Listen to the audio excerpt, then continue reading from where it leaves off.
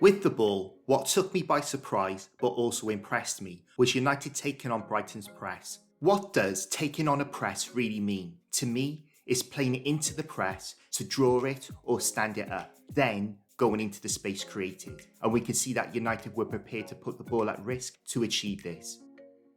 Now, I've done loads of analysis on United's possession game from the goalkeeper. The vast majority of the time, from this position, Onana will go long, or play a pass out wide in front of the press line, and United get squeezed on the touchline. But here, Onana draws Pedro, which opens Maguire up, and then goes into Martinez to get into the space created. Very basic example, but showed a different intent to what we've been accustomed to.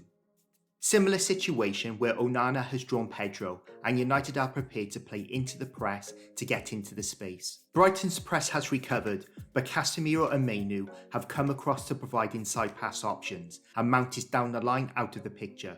Mazwari goes down the line and United play some decent stuff to get out of that pressure. In this example, I like the depth in United's play. Mount is dropped into a pocket off the front line to provide a passing option to Maguire. Casemiro reads the play and moves into this third man pass option for Mount. Mount plays it back to Casemiro and he has sight of this high line. Although this isn't the best pass and Rashford is offside, there were much better possession patterns in this game.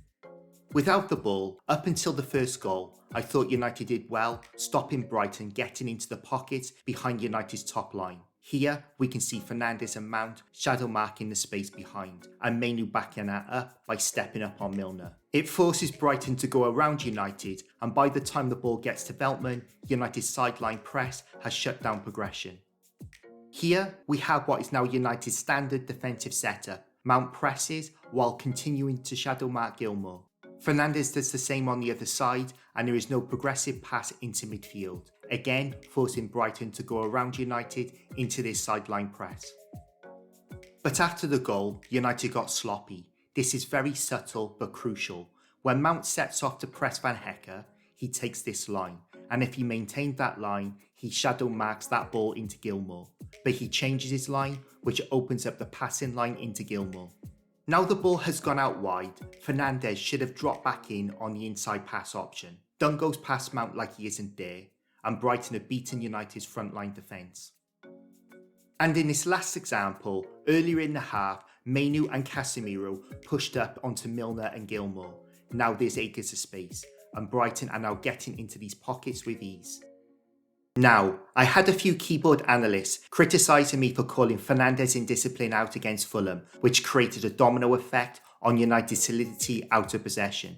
This week, he goes to cut off the route to the keeper, as he did against Fulham, but then slams on the brakes. Why? It's highly likely Ten Hag and his staff have told him not to shoot up on the keeper and open the central area. But he has still gone too far. He should be in this position, cutting off the inside pass option, and then United's sideline press squeezes the player on the ball. Every other player is in position to execute the system, and one weak link breaks it. But we are moving in the right direction. He is only 5 yards out of position instead of 30. The Devils' verdict is, the focus will be on the disallowed goal, but to be balanced about this, at 1-0 they hit the bar and had one cleared off the line. The fair result was probably a draw. Looking forward to the Liverpool game, it's the perfect fixture to respond to this negative result.